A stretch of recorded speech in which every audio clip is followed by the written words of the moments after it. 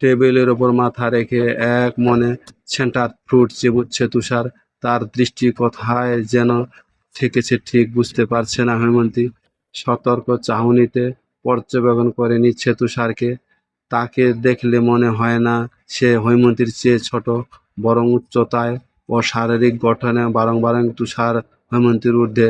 গায়ের রংটাও তার চেয়ে উজ্জ্বল, প্রশস্ত বুক, পেটানো শরীর, দু বাহু ফুলে ফেঁপে আছে, চেহারায় এক আলাদাই মায়ার ফলন। আঁখি জোড়া মনি একটু বেশি বাদামি নয়, হাঁ, অন্যদের থেকে একটু বেশি বাদামি তুষারের চোখের মনি। জিভ দিয়ে ঠোঁট ভিজিয়ে নিল হৈমন্তী। তুষারের প্রতি আরেকটু মনোযোগী হতেই তুষারের দৈবাত কোথায় ভড়কে গেল সে। এভাবে লুকিয়ে লুকিয়ে দেখছেন কেন হৈমন্তিকা? আমি তো আপনারই। ভালোভাবে দেখুন। হৈমন্তী হচকালো, দ্রুত চোখ নামিয়ে নিল, খানিক লজ্জাও পেল। এভাবে তাকানো উচিত হয়নি তার। তাকানোরই বা কি প্রয়োজন ছিল? নিজের ওপর প্রচণ্ড রাগ হলো হৈমন্তীর। হাত ঘড়ির দিকে তাকিয়ে দেখল ঘড়ির কাঁটা 9টা 50 এসে ঠেকেছে। একটু পরেই ক্লাস শুরু হবে। চেয়ার থেকে ব্যাগ নিয়ে উঠে দাঁড়ালো সে। গম্ভীর সুরে বলল, মরীচিকার পেছনে না ছুটে পড়াশোনার মন দিন তুষার। আপনার না এখন ক্লাস চলছে? ক্লাস বাদ দিয়ে এদিক সেদিক ঘোরাঘুরি করছেন কেন? জবাবে বিস্তর হাসল তুষার। আইসি ভঙ্গিতে বসে দু হাত উঁচিয়ে আড়মোড়া ভাঙল। এরপর পেটে হাত রেখে মন খারাপ করে বলল, আমার ভীষণ ক্ষুধা লেগেছে হৈমন্তিকা, কিছু কিনে দিন তো, খাবো। হৈমন্তীর চোখ ছোট ছোট করে চেয়ে রইল কিছুক্ষণ। পরক্ষণেই পারুকে ইশারায় উঠতে বলে ক্যান্টিনের কর্মরত ছোট্ট ছেলেটিকে ডেকে বলল, মিন্টু, তোর এ ভাই যা চায় তাকে দে, আমি ক্লাস শেষে এসে টাকা দিয়ে দেব। মিন্টু অন্যান্য টেবিলে মরছিল তখন। হৈমন্তীর কথা শুনে ওপর নিচ মাথা নাড়ালো শুধু। তুষার উদাসীন গলায় বলল, আমি যা চাই তা এ বাচ্চা ছেড়ে দিতে পারবে না হৈমন্তিকা? মানে? বিহ্বল কণ্ঠে প্রশ্ন ছুড়ল হৈমন্তী। তুষার আগের মতোই বলল, আমি তো আপনাকে চাই হৈমন্তিকা, খুব করে চাই। ও এ কি আমার হৈমন্তিকাকে আমাকে দিতে পারবে? হৈমন্তী ফুঁস করে একটা দীর্ঘশ্বাস ছাড়ল। এই ছেলের সাথে কথা বলাই বেকার। কি সব উদ্ভট কথাবার্তা বলে। হৈমন্তীর ইচ্ছে করে তুষারের কান ইচ্ছামতো মলে দিতে। নিজের ইচ্ছাটাকে সংযত রাখল সে। আর চোখে একবার তুষারকে দেখে পারুলকে নিয়ে চলে যেতে লাগলো সেখান থেকে। পেছন থেকে তুষারের উঁচানো গলায় বলে উঠল, আমার উত্তরটা এখনো দেননি হৈমন্তিকা। হৈমন্তী দাঁড়ালো, তবে পেছনে ফিরল না। তুষার প্রশ্ন করল, ছেলেটা কে?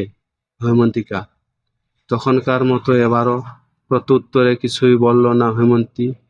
পা চালিয়ে তুষারের দৃষ্টির বাইরে চলে গেল। ভার্সিটি শেষে পরিচিত বিল্ডিংয়ের কাছাকাছি আসতেই বেশ অনেকখানি ক্লান্ত হয়ে পড়ল হৈমন্তী। দারোয়ান চাচা তাকে দেখে মুচকি হাসলেন, স্নেহপূর্ণ কণ্ঠে বললেন, আজ তোমারে বেশি ক্লান্ত দেখাইতেছে যে, কলেজওয়ালারা বেশি খাটাইছে নাকি? হৈমন্তী একটু করে হাসল, বলল, হ্যাঁ চাচা, একেবারে জান বের করে দিচ্ছে। যাও যাও, তাড়াতাড়ি বাসায় গিয়ে বিশ্রাম নাও, ভাল্লা লাগবে। জবাবে হৈমন্তী মাথা হেলিয়ে সম্মতি দেয়। গেট পেরিয়ে উঠানের দিকে নজর দিতেই দেখতে পায় তুষারকে। মাথা নিচু করে ব্রেঞ্চে বসে আছে সে। তুষারদের ক্লাস বহু আগেই শেষ হয়েছে। ও বাসায় না গিয়ে এখানে বসে আছে কেন? মস্তিষ্কে কৌতূহল জাগলো। বিষয়টা অত ঘাটালো না হৈমন্তী। তবে আরেকটু আগাতেই স্পষ্ট হয়ে এলো তুষারের মুখশ্রী। তার কপালের ডান পাশটা রক্তে শোভিত হয়ে আছে। হাতের আঙ্গুলেও রক্তের খানিক অস্তিত্ব বিরাজমান। হৈমন্তী আঁতকে উঠল। দ্রুত পদে তুষারের কাছে গিয়ে দাঁড়ালো। কাপা স্বরে ডাকল, তুষার। সে ধীর স্থির ভঙ্গিতে তাকালো। দৃষ্টি অত্যাধিক স্বাভাবিক ও শীতল। হৈমন্তীর কাছে ভালো ঠেকল না সেই চাহনি। ভেতরটা দারুণভাবে কেঁপে উঠল। তুষার তখন মিহি স্বরে জবাব দিল, আপনার এ অবস্থা কিভাবে জানি না। কলেজের সাদা শার্টের বুকের দিকটায় রক্ত লেগে আছে। কপাল বেয়ে রক্তের বিন্দুকণা গড়িয়ে পড়তেই ব্যস্ত হয়ে পড়ল হেমন্তী। তুষারের পাশে বসলো, ব্যাগ থেকে কি যেন বের করতে করতে কাঁপা কণ্ঠে তেজের অস্তিত্ব ঢেলে বলল, ডাক্তার দেখাননি কেন এখনো? এখানে এভাবেই বসেই বা আছেন কেন? তুষার জবাব দিল না। নির্নিমেষ সে রইল হৈমন্তীর ব্যথাতুর আঁখি জোড়ার পানে। হৈমন্তীর সেদিক খেয়াল নেই।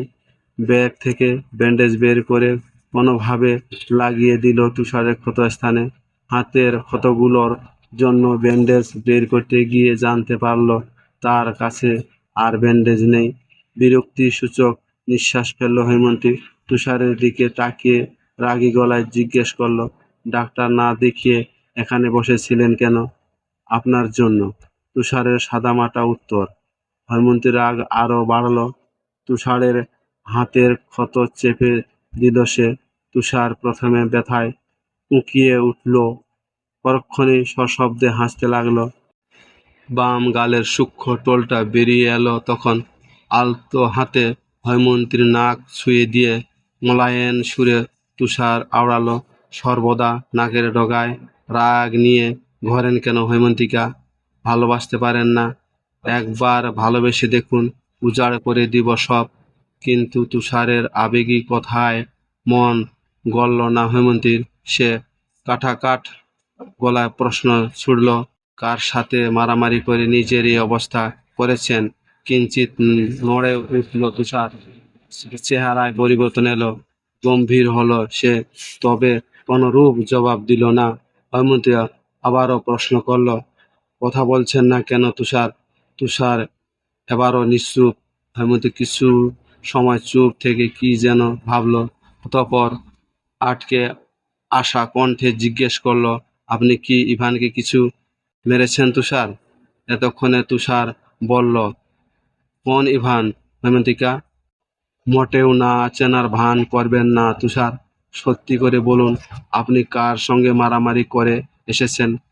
তুষার নিষ্প্রভ সুরে বলল, ওই ছেলেটা একদম ভালো না হৈমন্তিকা। আপনার সঙ্গে টাইম পাস করতে চেয়েছিল সে। হৈমন্তীর আর বুঝতে আর বাকি রইল না কিছু।